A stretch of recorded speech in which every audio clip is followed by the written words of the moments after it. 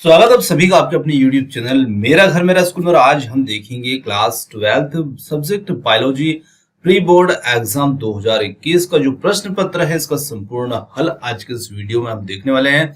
और आप सभी की जो प्री बोर्ड एग्जाम के लिए जो आप ओपन बुक परीक्षा आपकी जो चल रही है, कहीं उत्तर आपको देखने में कोई परेशानी है, ढूंढने में परेशानी है, तो आप वीडियो के माध्यम से भी उत्तर को कंप्लीट कर सकते हैं। तो आइए और देखते हैं। और कुछ विद्यार्थी जैसे प्राइवेट स्कूल से हैं कहीं पर और वहां पर विद्यार्थी को क्वेश्चन पेपर नहीं मिला है, तो वो विद्यार्थी भी इस प्रश्न पत्र से अपना लाभ ले सकते हैं और देख सकते हैं क्या प्रश्न है और क्या इनके उत्तर हैं। तो चलिए स्टार्ट करते हैं और देखते हैं आज के हमारे जीव विज्ञान क्लास 12th के संपूर्ण प्रश्न पत्र हल सहित। तो स्टार्ट करते हैं। देखिए सबसे फर्स्ट में यहाँ पर जो ऑब्जेक्टिव क्वेश्चन है, शब्द सीमा आपके पास क्वेश्चन पेपर है तो आप उसमें आपके पास है ही सही, कोई दिक्कत नहीं है। जिनके पास पेपर नहीं है वो यहाँ पर देख सकते हैं कि 1 से 4 तक वस्तुनिष्ठ प्रश्न है वगैरह वगैरह, है ना। इन चीजों में मैं यहाँ पर टाइम वेस्ट नहीं करूंगा। और यहाँ पर विकल्प है जैसे कि निषेचन क्रिया है तो एक नर युग्मक का अंडाणु से संयोजन जो होता है निषेचन होता है, और मनुष्य के अनिषेचित अंडाणु में होता है तो मनुष्य के अनिषेचित अंडाणु में एक एक्स गुणसूत्र होता है। कैंसर का संबंध होता है ऊतकों की अनियंत्रित वृद्धि से। चाय में पाए जाने वाला उत्तेजक पदार्थ केफिन है और आनुवंशिक अभियांत्रिकी में आणविक केची के रूप में उपयोग होता है रेस्ट्रिक्शन एंडोन्यूक्लियस एंजाइम का। तो ये थे इसमें विकल्प। अब बात करते हैं यहाँ पर रिक्त स्थान सही जोड़ी और एक शब्द में उत्तर की। तो सबसे पहला यहाँ पर आता है नर एवं मादा युग्मक होते हैं। तो देखिए इनके उत्तर मैंने ऑलरेडी लिख दिए हैं, तो सभी में आप उत्तर को यहाँ पर देख सकते हैं। नर मादा युग्मक जो होते हैं ये होते हैं अगुणित गोनेरिया जीवाणु के द्वारा होता है। उत्परिवर्तन की इकाई म्यूटॉन है। ह्यूमुलिन मानव निर्मित प्रथम इंसुलिन से है और 5 जून को पर्यावरण दिवस मनाया जाता है। वैसिक्टोमी जो है ये पुरुष बंध्याकरण है ना। लिंग गुणसूत्र जो है एक्स और वाई लिंग गुणसूत्र है। जीन अभियांत्रिकी डीएनए में सकारात्मक परिवर्तन है। नाइट्रोजन स्थिरीकारी जीवाणु राइजोबियम होगा और इंटरफेरान एक प्रति विषाणु प्रोटीन होती है। इस प्रकार हमारी सही जोड़ी कंप्लीट हो जाएगी। और एक शब्द में है मानव के शुक्राणु में कितने ऑटोसोम्स होते हैं? 22 जोड़े ऑटोसोम्स होते हैं। आरएनए के शर्करा का नाम राइबोस शुगर होता है। आईपीएम का पूरा नाम क्या है? Integrated pest management.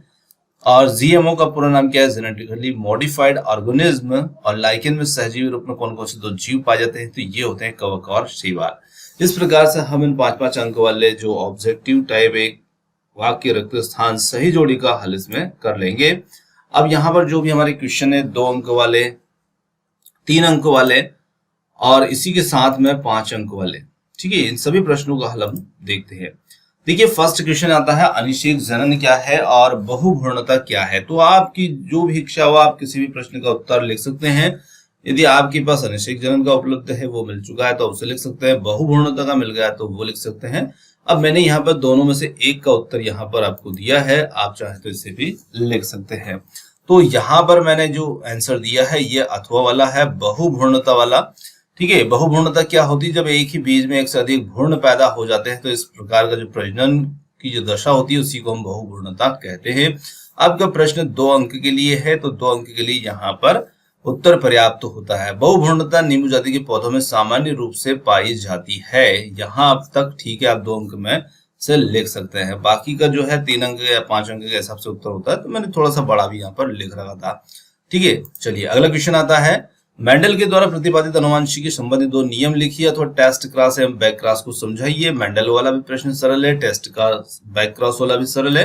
तो फिर यहाँ पर मैंने जो है अथवा वाला टेस्ट क्रॉस और बैक क्रॉस को जो है ये इसमें उत्तर दिया है आपके लिए, है ना। तो जब हम किसी भी संकर या जो F1 संतति होती है उसका किसी भी जनक के साथ में संकरण करवाते हैं तो इस संकरण को हम संकर पूर्व संकरण या बैक क्रॉस कहते हैं। तो ये आपका बैक क्रॉस हो गया। जबकि अप्रभावी जनक के साथ में बैक क्रॉस या किसी अज्ञान अनुवांशिक व्यक्तिगत के साथ पूर्व अप्रभावी संकरण परीक्षण संकरण या टेस्ट क्रॉस कहलाता है। तो ये टेस्ट क्रॉस है और ये बैक क्रॉस है। इस प्रकार से आप यहाँ पर दोनों को कंप्लीट कर सकते हैं। चलिए अगला क्वेश्चन की बात करते हैं। अगला क्वेश्चन है जीन विनिमय क्या है या मेंडल के द्वारा प्रयोग के लिए मटर के पौधे चुनने के 2 कारण लिखिए। तो देखिए यहाँ पर मटर के पौधे का भी लिख सकते हैं कि वो 1 वर्षीय होता है, 1 वर्ष में उसकी बहुत सारी जो संततियां वो प्राप्त हो सकती है। परपरागण स्वपरागण उसमें आसानी से किया जा सकता है, ऐसा भी आप लिख सकते हैं। 2 कारण चुनने कोई भी लिख सकते हैं। जीन विनिमय का उत्तर यहाँ पर मैंने दिया है, जैसे फर्स्ट वाला जो है 7वां वाला। तो अर्धसूत्री विभाजन के डिप्लोइड अवस्था में होने वाले समजात गुणसूत्रों के खंडों की अदला बदली को क्रॉसिंग ओवर कहते हैं और यही जीन विनिमय कहलाता है। अब थोड़ा सा यदि आप बड़ा उत्तर देना चाहते हैं, जब डिप्लोइड अवस्था में विकर्षण पैदा के कारण समजात गुणसूत्र अलग अलग होना प्रारंभ कर देते हैं तो ये कुछ स्थानों पर संलग्न हो जाते हैं और इन स्थानों को कियज्मा कहते हैं। ठीक है, और कियज्मा चतुष्टक के सिस्टर क्रोमेटिड टूटकर फिर से क्रॉस के रूप में जुड़ जाते हैं, लेकिन गुणसूत्र खंडों पर फिर से जुड़ने की इसी क्रिया में क्रोमोनिमा की अदला बदली या पुनर्योजन होता है और गुणसूत्र की क्रोमोनिमा की इसी अदला बदली को हम परस्पर क्रॉसिंग ओवर या जीन विनिमय कहते हैं। तो 2 अंक के हिसाब से आप उत्तर जो है यहां तक इसमें कंप्लीट कर सकते हैं, यहां तक। ठीक है, ये क्रॉसिंग ओवर या जीन विनिमय है। चलिए अगला क्वेश्चन आता है, प्रारंभिक कोडान समापन कोडान या फिर जेनेटिक कोड क्या है। तो जेनेटिक कोड को यहाँ पर परिभाषित किया है जैसे कि mRNA में उपस्थित 3 न्यूक्लियोटाइडों के अनुक्रम का जो प्रोटीन अणुओं को कोड करते हैं उसे हम अनुवांशिक कोड कहते हैं। 2 अंक के हिसाब से काफी ठीक उत्तर है यहाँ तक। और खोज के बारे में जानना चाहते हैं तो ये आपके लिए थोड़ा सा एक्स्ट्रा नॉलेज हो जाएगा कि इसकी नीरेनबर्गर ने 1950 में इस ट्रिपलेट की खोज की थी। चलिए अगला क्वेश्चन आता है, जीन बैंक से आप क्या समझते हैं या मानव जीनोम की विशेषताएं लिखिए। तो देखिए, जीन से या जीवों अथवा संश्लेषित अवस्था में संरक्षित करने वाली जो संस्था होती है, स्थान होता है, उसी को जीन बैंक कहते हैं। मतलब जीन्स को, जो जीन्स होते हैं उनको जीवों को अथवा संश्लेषित अवस्था में सुरक्षित रखने वाली जो संस्था होती है उसे जीन बैंक कहते हैं। इसके अंतर्गत जीवों की कोशिकाओं में पाए जाने वाले अनुवांशिक पदार्थ डीएनए का संरक्षण भी किया जाता है। चलिए अगला क्वेश्चन आता है, औषधि व्यसन या स्व प्रतिरोधकता किसे कहते हैं। तो शारीरिक तथा मानसिक रूप से जो नशीली दवाइयां होती है, पदार्थों की जो निर्भरता होती है, उसी को हम व्यसन या एडिक्शन कहते हैं। और सामाजिक दवा उत्सुकता वश नशीले पदार्थों का सेवन करने से उत्तेजना रोमांचक अनुभव होता है। व्यक्ति तीव्र इच्छा शक्ति के अभाव में लगातार इनका सेवन करता रहता है और एक समय ऐसा आता है कि वह चाहकर भी इन्हें नहीं छोड़ पाता और यही स्थिति व्यसन कहलाती है। अगला क्वेश्चन आता है, सुजननी की या टीकाकरण, दोनों में से कुछ भी उत्तर दे सकते हैं। सुजननी की वह विधि होती है जिसके द्वारा भावी मानव पीढ़ी को आनुवंशिक आधार पर सुधारने का प्रयास किया जाता है और आजकल जीव विज्ञान की एक शाखा का रूप ले चुकी है। सुजननी में मानव सुधार के लिए 2 कार्य किए जाते हैं। पहले कार्य के द्वारा शारीरिक तथा मानसिक रूप से स्वस्थ व्यक्तियों को प्रजनन के लिए प्रोत्साहित करना और जो शारीरिक और मानसिक रूप से अस्वस्थ व्यक्ति उन्हें प्रजनन के लिए हतोत्साहित करना। चलिए अगला क्वेश्चन आता है, बीओडी का नाम लिखिए, इसके कुप्रभाव लिखिए। जैव उर्वरक क्या है, ये किस प्रकार मिट्टी की उर्वरता को बढ़ाते हैं। तो जैव उर्वरक एक प्रकार के जीव हैं जो मृदा या मिट्टी की पोषक गुणवत्ता को बढ़ाते हैं और जैव उर्वरकों का मुख्य स्रोत कवक, जीवाणु, साइनोबैक्टीरिया होते हैं। ये वायुमंडलीय नाइट्रोजन को स्थिरीकृत करके कार्बनिक पदार्थों में परिवर्तित कर देते हैं। यहाँ तक 2 अंक के लिए पर्याप्त उत्तर है। ठीक है, यहाँ तक। अगले क्वेश्चन की बात करते हैं, जीन क्लोनिंग के उपयोग लिखिए अथवा टीआई प्लाज्मिड्स क्या होते हैं। तो देखिए, टीआई प्लाज्मिड्स का उत्तर यहां पर लिया है अथवा वाले का, ये अथवा वाला हमारा उत्तर है यहाँ पर। एग्रोबैक्टीरियम ट्यूमिफेसियंस नामक जीवाणु में पाए जाने वाले विशिष्ट प्लाज्मिड्स जो कि द्विबीजपत्री पौधों में संक्रमण के पश्चात ट्यूमर का निर्माण को अभिप्रेरित करता है, टीआई प्लाज्मिड्स कहलाता है। और ये जीन अभियांत्रिकी में वाहक का कार्य भी ये प्लाज्मिड्स करता है।